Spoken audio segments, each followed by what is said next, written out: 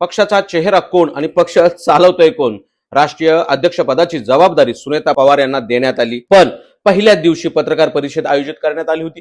त्या पत्रकार परिषदेमध्ये त्यांना बोलू दिलं जात नाही. वरिष्ठ नेते प्रफुल्ल पटेल आणि सुनील तटकरे पत्रकारांना उत्तर देऊ नका असा सल्ला दिला. परिषद घाईघाईत संपवली. मात्र या सगळ्यामुळे अनेक प्रश्नांना वाचा फुटतीये. सरळ सरळ प्रश्न आहे, हा पक्ष खरंच कुटुंबाच्या नेतृत्वाखाली आहे का, की कुणीतरी पडद्यामागून सूत्र हलवतंय? आज आपण विचारणार आहोत, कोण आहे या पक्षातील सूत्र हलवणारा? का कोणी हा पक्ष हायजॅक केला आहे का? नमस्कार, मी तुषार पायगुडे.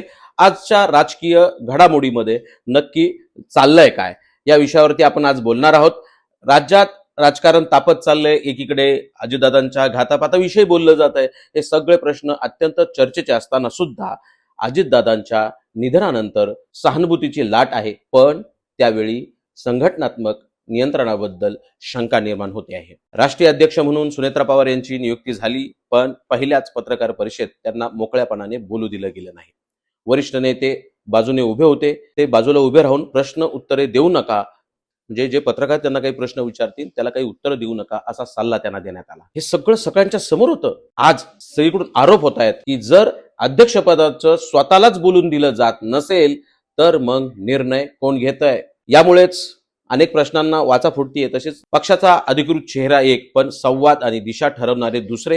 हे फक्त संवेदनशील काळजी म्हणून केलं जात आहे का ह्याच्या पाठीमागे काही राजकारण आहे, की प्रत्यक्षात सत्ता आणि सूत्रे काही मोजक्या लोकांच्या हातात आहेत का? त्यामुळे कार्यकर्त्यांमध्ये समभ्रम तयार झालेला आहे. कार्यकर्त्यांमध्ये अस्वस्थता निर्माण झालेली आहे. पक्षाच्या आमदार सरोज अहिरे बोलताना एक व्हिडिओ व्हायरल झाला आहे.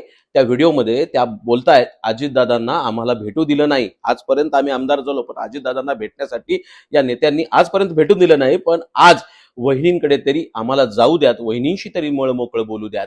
परंतु यांना बोलण्यापासून रोखलं जातंय.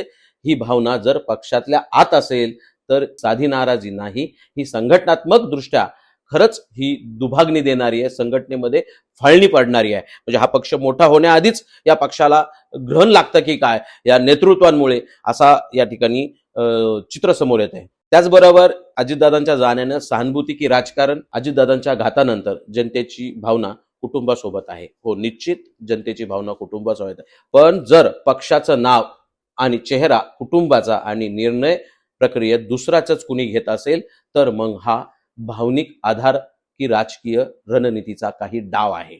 एक लक्षात ठेवा, राज्याचं नेतृत्व हे फक्त केवळ पदावर नसतं, ते निर्णय संवादावरती, म्हणजे जे निर्णय क्षमता असेल, संवाद असेल आणि पारदर्शकतेवरती असतं. आजचा प्रश्न अगदी सोपा आहे, हा पक्ष खरंच कुटुंबाच्या नेतृत्वावरती चालतो का, की पडद्यामागून कुणीतरी खेळ आखतोय?